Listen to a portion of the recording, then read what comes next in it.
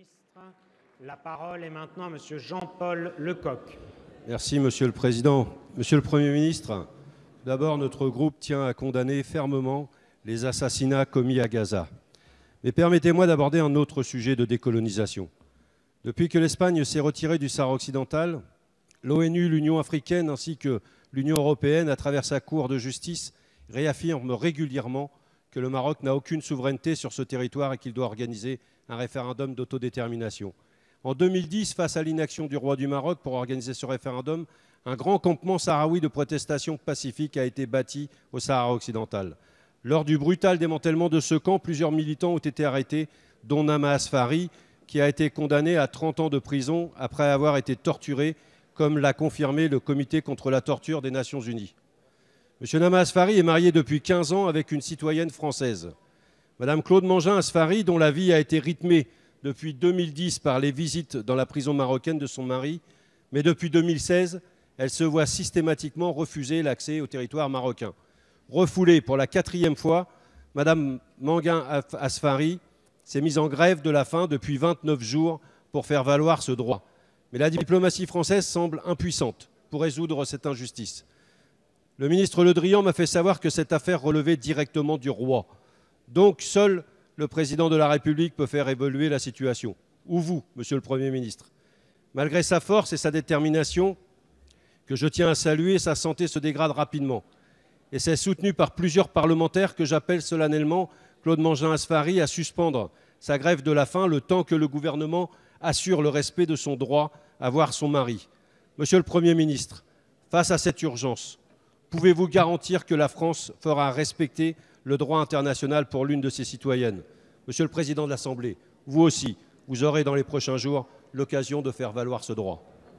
Merci, Monsieur le député. La parole est à Monsieur Jean-Yves Le Drian, ministre de l'Europe et des Affaires étrangères. Oui, monsieur le député Lecoq, vous rappelez avec raison la situation de notre compatriote Madame Mangin, et qui fait l'objet d'un suivi étroit des autorités françaises, et je suis régulièrement tenu informé, ainsi que le président de la République et le Premier ministre. Vous l'avez rappelé, Madame Mangin Asfari a épousé un citoyen marocain.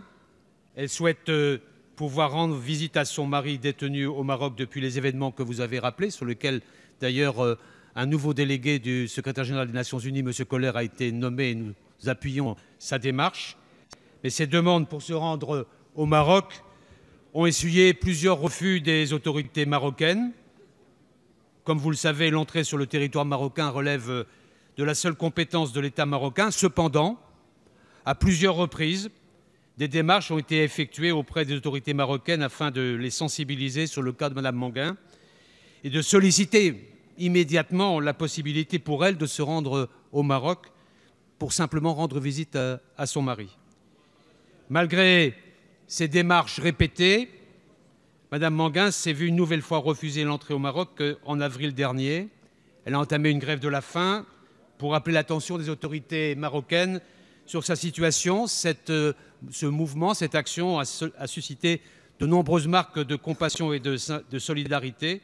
Et compte tenu du caractère humanitaire et de l'urgence de cette demande, le gouvernement français a renouvelé ses démarches auprès du gouvernement marocain afin de permettre à Mme Mangin de rencontrer son mari. Moi-même, je suis intervenu plusieurs fois, y compris non seulement officiellement, mais y compris personnellement auprès de mon collègue marocain. Sachez bien que nous avons une veille très particulière et très émotionnelle sur cette situation.